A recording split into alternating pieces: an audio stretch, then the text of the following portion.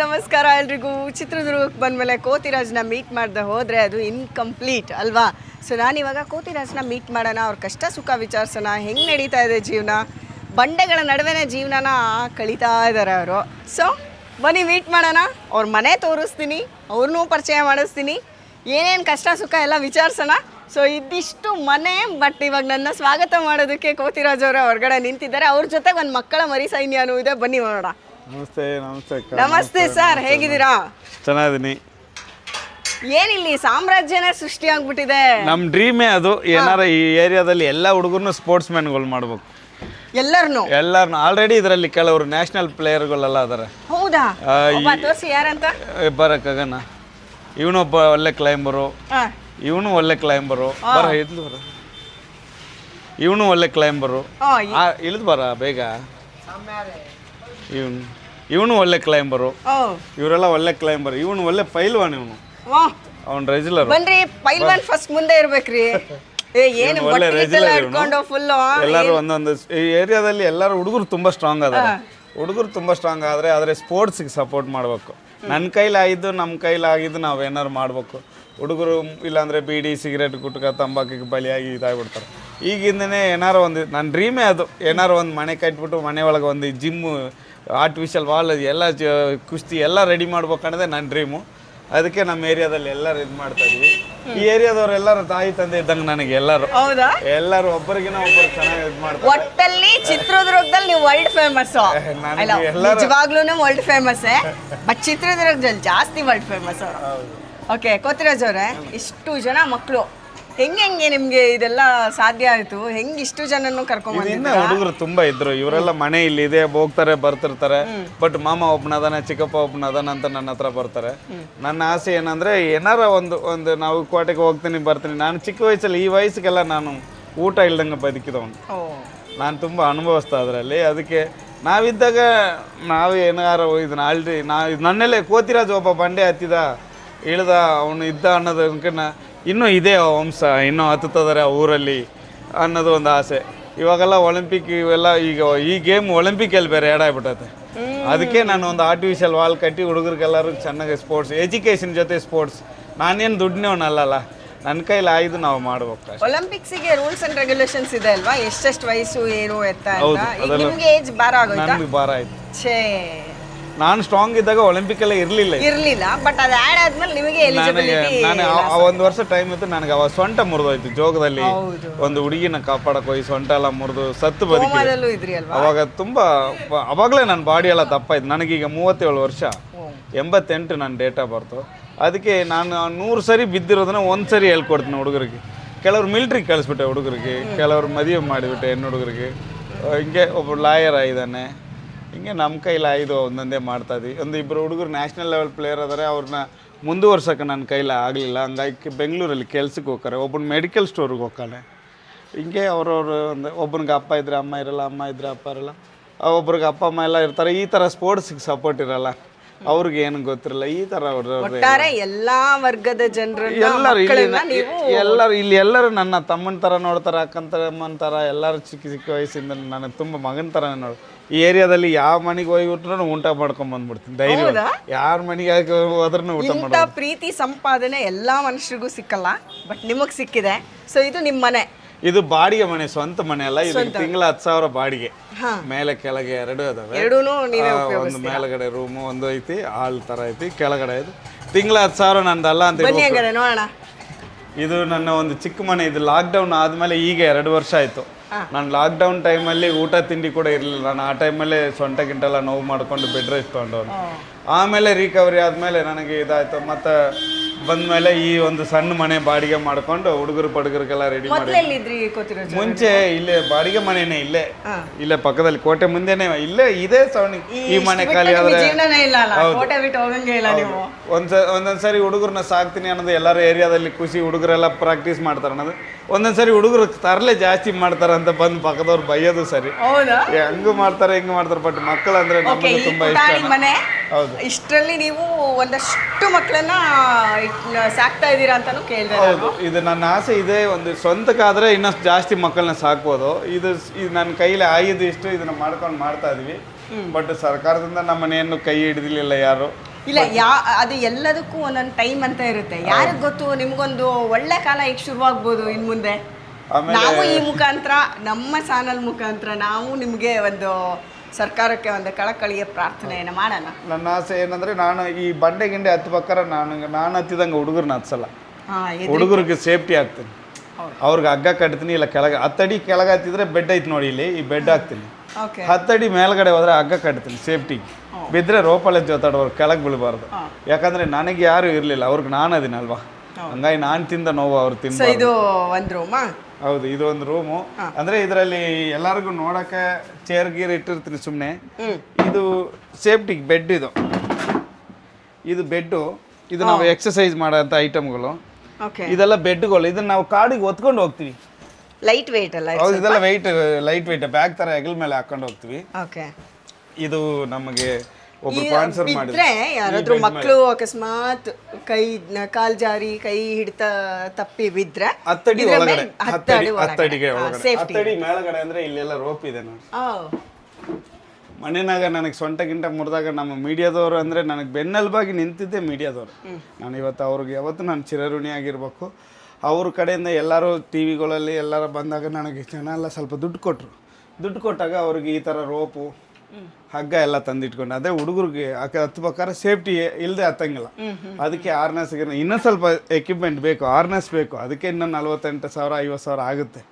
But ಸ್ವಲ್ಪ ಜೋಡಿಸಿ ನನಗೆ ಈಗ ಸ್ವಲ್ಪ ದಪ್ಪ ಜಾಸ್ತಿ ಹೊತ್ತು ನಾನು ಹತ್ತಕ್ಕಾಗಲ್ಲ. ಜಾಸ್ತಿ ವಯಸ್ಸು ಆಯ್ತು, ಅಲ್ಲ 29 ಫ್ರ್ಯಾಕ್ಚರ್, 11 ಆಪ್ರೇಷನ್, 4 ರಾಡೋದು ಮೈಯಲ್ಲಿ. ಅದಕ್ಕೆ ಆದಷ್ಟು ಬೇಗ ಈಗ ಸ್ವಲ್ಪ ರಿಕವರಿ ಆಗಿ 1 ವರ್ಷದಿಂದ ಹತ್ತುತ್ತಾ ಇದೀನಿ.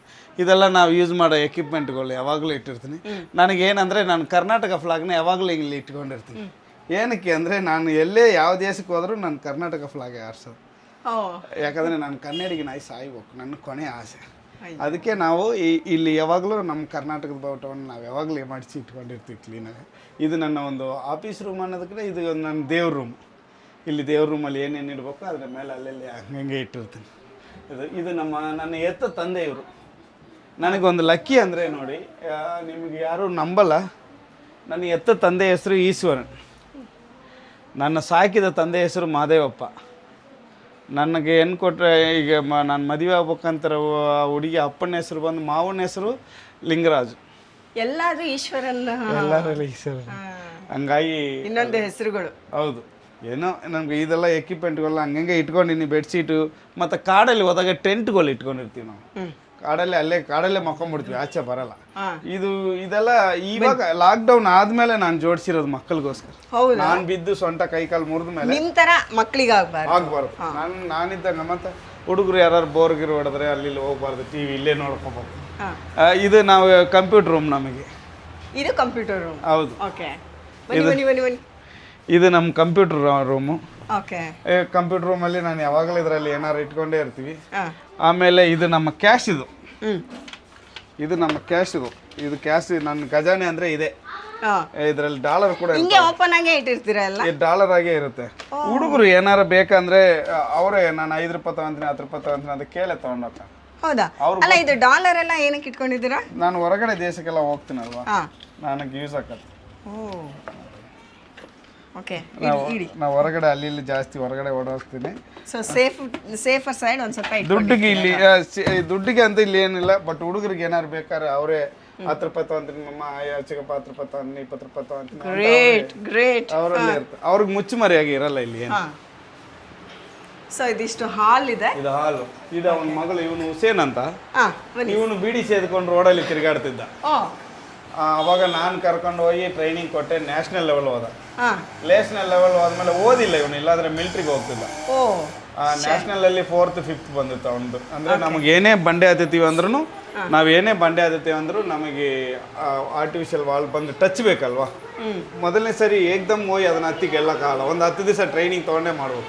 ಆದರೆ ಏಕ್ದಮ್ಮಾಗೆ ನ್ಯಾಷನಲ್ ಲೆವೆಲ್ಗೆ ಹೋಗ್ಬಿಡ್ತಿದ್ವಿ. ಮತ್ತು ಅವನಿಗೆ ಮದುವೆ ಮಾಡಿದ್ವಿ. ಮದುವೆ ಆದಮೇಲೆ ಅವನಿಗೊಂದು ಹೆಣ್ಮಗು ಈಗ. ಬಟ್ ಮದುವೆ ಆದಮೇಲೆ ಬಂಡೆ ಹತ್ತದ ಬೇಡಲ್ಲ ಅಂತೇಳಿ ಅವನಿಗೊಂದು, ನಾವೊಂದು ಸ್ವಲ್ಪ ದುಡ್ಡು ಹಾಕಿದ್ವಿ, ನಾನೊಂದು ಸ್ವಲ್ಪ ದುಡ್ಡು ಹಾಕಿ ಒಂದು ಆಟೋ ತೊಗೊಂಡ್ವಿ.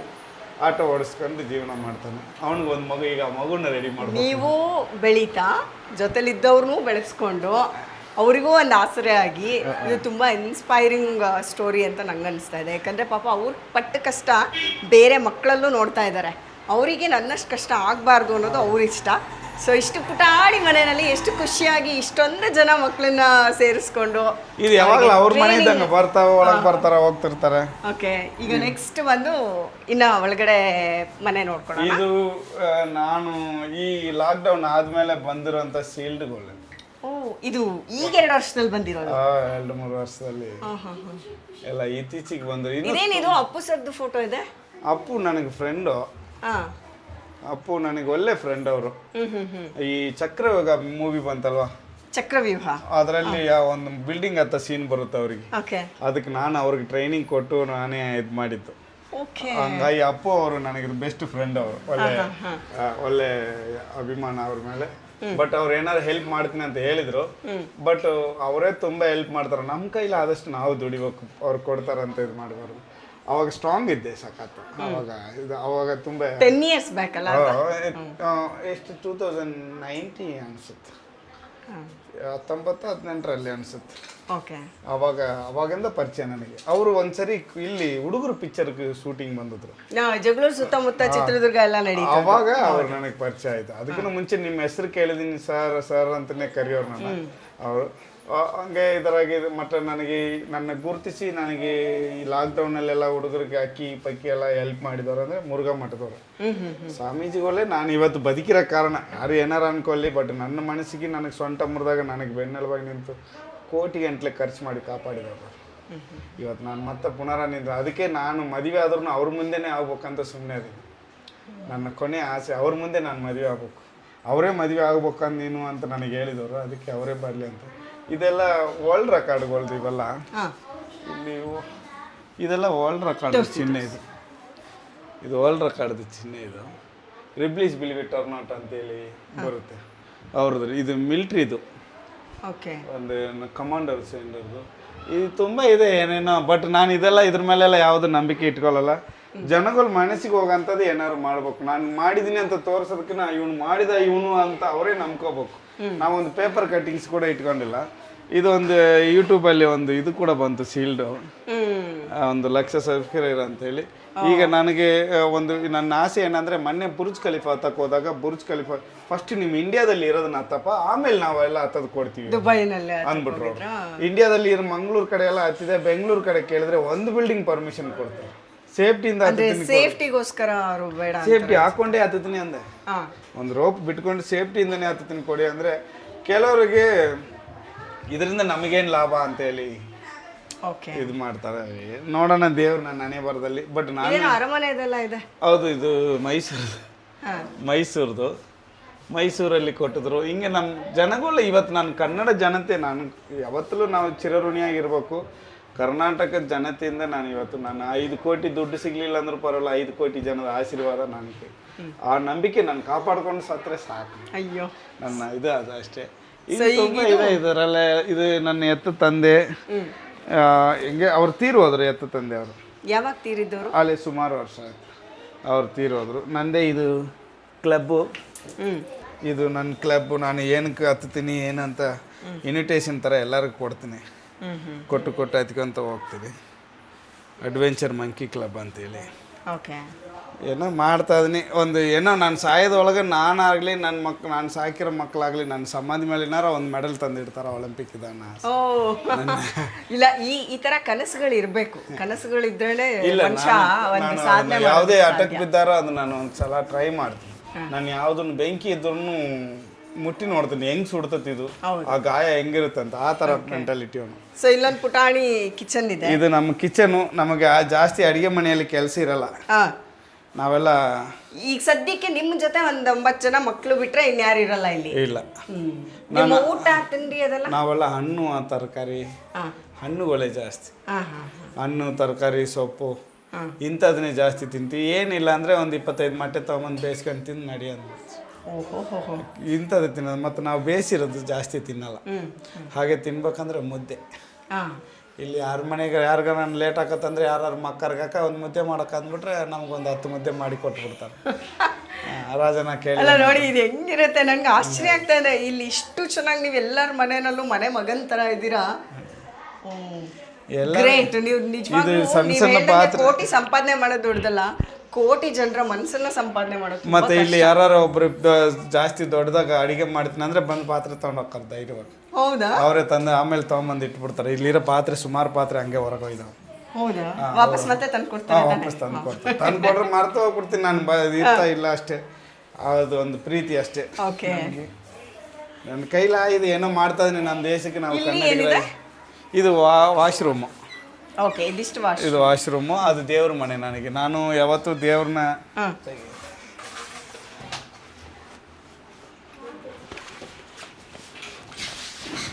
ನಾನು ತುಂಬ ನಂಬಂಥ ದೇವ್ರು ಅಂದರೆ ನನಗೆ ಆಂಜನೇಯ. ಹೌದು, ನೀವು ಕೋಟೆ ಹತ್ತಬೇಕಾದ್ರೂ ಆಂಜನೇಯನ ಹೆಸರು ಹೇಳ್ಬಿಟ್ಟೆ ಹತ್ತಿದ್ರಿ. ಇದು ಆಂಜನೇಯ. ಮತ್ತು ನಾವು ಇಲ್ಲಿ ಕೊರಗ ಜನ ನಂಬ್ತೀನಿ ನಾನು. ಹೌದಾ? ಸ್ವಾಮಿ ಇದ್ದಾರ ಅಲ್ಲಿ? ಇಲ್ಲ, ಸ್ವಾಮಿ ಇಲ್ಲ, ಅವ್ರು ಉಂಡಿಲಿ ಇರುತ್ತೆ. ಅಲ್ಲಿ ಉಂಡಿಲಿ ತೆಗಿರೋದು ತೆಗಿಬೋದು. ತೆಗಿಬೋದು. ಈ ಉಂಡಿನ? ಅದೇ ಅದೇ. ನಾನು ಮಲೆನಾಡು ಜನತೆ ನನಗೆ ತುಂಬ ಸಪೋರ್ಟ್ ಮಾಡ್ತಾರೆ. ಹಾಗಾಗಿ ಅವ್ರ ಕುರುಕುಣಿತೆಗೋಸ್ಕರ ನಾನು ಇದನ್ನ ದೇವರು ಉಂಡಿಲಿ ಇಟ್ಟಿದ್ದೀನಿ. ಓ, ಸ್ವಾಮಿ ಕೊರಗಜ್ಜ ಹಂಗಾದ್ರೆ ನಿಮ್ಗೊಂದು ಬೆನ್ನೆಲುಬಾಗಿ ನಿಂತಿದ್ದಾರೆ. ಓ, ಗ್ರೇಟ್, ವೆರಿ ನೈಸ್.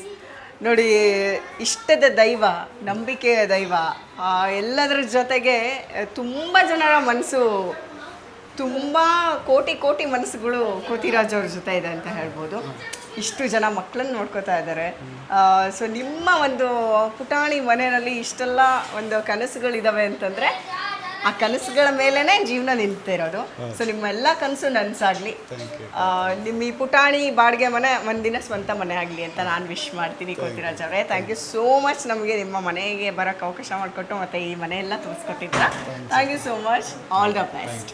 ಸೊ ಇವಾಗ ಇಷ್ಟು ಪುಟಾಣಿ ಮನೆಯಲ್ಲಿ ಇಷ್ಟೊಂದು ಪುಟಾಣಿಗಳ ಜೊತೆ ತುಂಬ ದೊಡ್ಡ ಬೆಟ್ಟದಷ್ಟು ದೊಡ್ಡ ಕನಸನ್ನು ಇಟ್ಕೊಂಡು ನಮ್ಮ ಕೋತಿರಾಜ್ ಅವರ ಎಲ್ಲ ಕನಸುಗಳು ನನಸಾಗಲಿ ಅಂತ ವಿಶ್ ಮಾಡೋಣ. ಅಷ್ಟೊಂದು ಕನಸುಗಳನ್ನ ಇಟ್ಕೊಂಡಿದ್ದಾರೆ, ಅದೆಲ್ಲ ನನಸಾಗಲಿ. ಒಲಿಂಪಿಕ್ ಕನಸು ಕಾಣ್ತಾ ಇದ್ದಾರೆ, ಅದು ಕೂಡ ನನಸಾಗಲಿ ಅಂತ ವಿಶ್ ಮಾಡೋಣ. ಸೊ ಎಷ್ಟು ಜನ ಪುಟಾಣಿಗಳಿಗೂ ಆಲ್ ದ ಬೆಸ್ಟ್. ನೀವೇನು ಹೇಳೋಕ್ಕೆ ಇಷ್ಟಪಡ್ತೀರೋ ಹೇಳಿ. ಏನಾರ ಅದೇ ಇದರ ಮೂಲಕ ಯಾರು ನಮಗೆ ಹೆಲ್ಪ್ ಮಾಡೋಂದ್ರೆ ಒಂದು ಸರಿ ನಮಗೆ ಈ ಕಾಂಟ್ಯಾಕ್ಟ್ ಬೇಕಾದ್ರೆ ಮಾಡ್ಬೋದು. ಬಂದು ಇಲ್ಲಿ ಬಂದು ನೋಡಿ. ನಮ್ಮ ದೇಶಕ್ಕೆ ನಾವು ಒಲಿಂಪಿಕ್ನ ಮೀರ್ಸಕ್ಕದೀವಿ, ಬಟ್ ಗುರುತಿಸೋರಿಲ್ಲ. ನಮ್ಮ ದೇಶದಲ್ಲಿ ಇತ್ತೀಚೆಗೆ ಈ ಲವರ್ಸ್ಗಳಿಗೆ ಸಿಗೋ ಸಪೋರ್ಟ್ ನಮಗೆ ಸಿಗ್ತಿಲ್ಲ. ಬಟ್ ನೋಡೋಣ, ನಾನು ಇರೋದು ಬೇಕಾರೇ ಎಲ್ಲರನ್ನೂ ಯೂಸ್ ಮಾಡ್ಕೊಳ್ಳಿ. ಮತ್ತು ಇಲ್ದಾಗ ಇದು ಮಾಡೋದು ಬೇಡ. ಇನ್ನೂ ಎಷ್ಟು ವರ್ಷ, ನನಗೆ ಅಲ್ಲಿ 36 ವರ್ಷ, ಇನ್ನೂ ಒಂದು 10 ವರ್ಷ ಹತ್ಬೋದು ನಾನು ಅಷ್ಟೇ. ಅದರೊಳಗೆ ನಾನು ಏನಾರು ನಮ್ಮ ದೇಶಕ್ಕೆ ಒಂದು ಕೊಡೋಕ್ಕೆ ನೋಡ್ತೀನಿ. ನನ್ನ ಲೈಫಿಗೆ ಅಂತ ದುಡ್ಡು ಅಂತ ಏನು ಜೋಡಿಸಿ ಇಟ್ಕೊಂಡಿಲ್ಲ. ನೋಡೋಣ ದೇವರು. ಸೊ ನೋಡಿದ್ರಿ ಅಲ್ಲ, ಎಲ್ರಿಗೂ ಕೋತಿರಾಜ್ ಅವರ ಮನೆ. ಅವ್ರು ಯಾವಾಗಲೂ ಅವ್ರ ಮನೆ ನಿಜ ಹೇಳಬೇಕು ಅಂದರೆ ಅಲ್ಲಿ ಕೋಟೆ, ಅವ್ರ ಕಲ್ಲುಗಳ ಜೊತೆನೇ ಅವರ ಒಂದು ಜೀವನ. ಬಟ್ ಇವಾಗ ಅವ್ರು ಏನು ವಾಸ ಮಾಡ್ತಿದ್ದಾರೆ ಆ ಮನೆಯೂ ತೋರಿಸಿದ್ದೀನಿ. ನೋಡಿ ನಿಮ್ಗೆ ಏನು ಅನ್ನಿಸ್ತು? ನಿಮ್ಮ ಒಂದು ಪ್ರೀತಿ ಪ್ರೋತ್ಸಾಹ ನಮ್ಮೆಲ್ರಿಗೂ ತುಂಬಾ ಇಂಪಾರ್ಟೆಂಟ್. ಸೊ ಎಲ್ರಿಗೂ ಇಷ್ಟ ಆಗಿರುತ್ತೆ ಈ ವಿಡಿಯೋ ಅಂತ ಅಂದ್ಕೊಂಡಿದ್ದೀನಿ. ಇಷ್ಟ ಆಗಿದ್ರೆ ಏನು ಮಾಡಬೇಕು? ಲೈಕ್ ಮಾಡಬೇಕು, ಶೇರ್ ಮಾಡಬೇಕು, ಸಬ್ಸ್ಕ್ರೈಬ್ ಮಾಡಬೇಕು. ಓಕೆನಾ? ಸೊ ಮತ್ತೆ ಮುಂದಿನ ಸಂಚಿಕೆಯಲ್ಲಿ ನಾನು ನಿಮಗೆ ಸಿಗ್ತೀನಿ. ಟಿಲ್ ದೆನ್ ಟೇಕ್ ಕೇರ್, ಬಾಯ್.